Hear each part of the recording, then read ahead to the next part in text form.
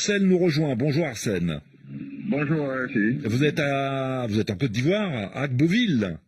à Beauvais, oui, c'est une petite ville à environ 5 km d'Abidjan. Ah mais je vois tout à fait où ça se trouve, c'est un peu vers le nord d'Abidjan. Effectivement. Voilà, oui, tout à fait. Bonne année Arsène, merci de votre confiance, merci de votre fidélité. Vous formulez, comme d'autres auditeurs d'ailleurs de Côte d'Ivoire, vous formulez le vœu que les 46 soldats ivoiriens détenus depuis le mois de juillet soient prochainement libérés et qu'ils puissent rentrer à la maison. Effectivement, mais d'abord, avant de commencer, je voudrais formuler mes vœux de paix pour le monde entier et la cessation de tous les conflits. Dans le monde, par exemple, le conflit en Ukraine, que la sagesse habite les dirigeants du monde afin qu'une solution négociée puisse être trouvée. Particulièrement pour mon pays, la Côte d'Ivoire, je souhaite paix, consolidation de la réconciliation nationale et du vivre ensemble.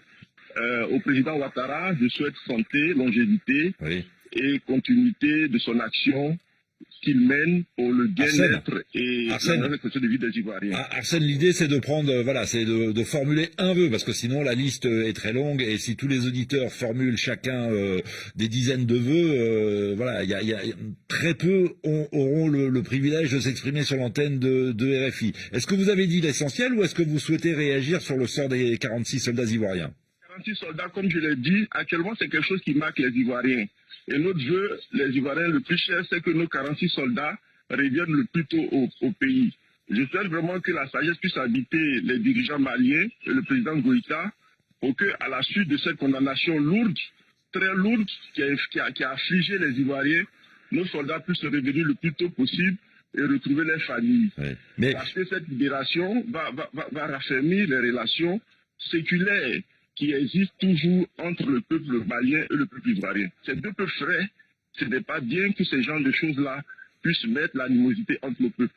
Donc vraiment, actuellement, le souhait majeur des Ivoiriens, c'est que ces soldats-là puissent regagner la Côte d'Ivoire. Ça fait des mois qu'ils sont effectivement détenus au Mali. Ils ont été condamnés vendredi dernier à 20 ans de prison pour les 46 qui sont toujours détenus, et les trois femmes, les trois soldates libérées à la mi-septembre, elles ont été condamnées à la peine de mort par contumace.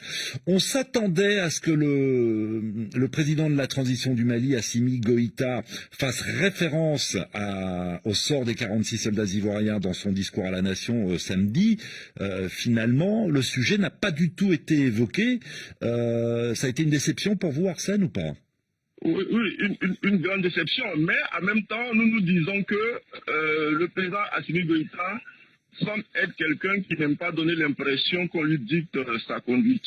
Donc moi, en tant qu'observateur de la vie politique, je m'attendais à ce qu'il fasse traîner un peu les choses. Mais je suis convaincu que, puisque le ministre d'État de la Défense de la Côte d'Ivoire s'est déplacé au Mali et qu'il y a une rencontre dans une ambiance amicale, une très bonne ambiance, je suis convaincu que les décisions qui ont été prises lors de ces rencontres-là seront appliquées par les autorités maliennes, et qu'à l'issue de cette condamnation-là, où la partie ivoirienne n'a pas interjeté appel à accepter le verdict, qu'à la suite de ça, le président Goïta prendra une décision qui pourra ramener nos soldats en Côte d'Ivoire le plus tôt possible. En tout cas, vous l'espérez, vous n'êtes pas le seul. Le président Alassane Ouattara, lors de ses vœux à la nation, a déclaré que les soldats ivoiriens rentreront bientôt en Côte d'Ivoire. Fin de citation. Merci Arsène, et bonne journée à Agboville. On salue tous ceux qui nous écoutent évidemment sur place.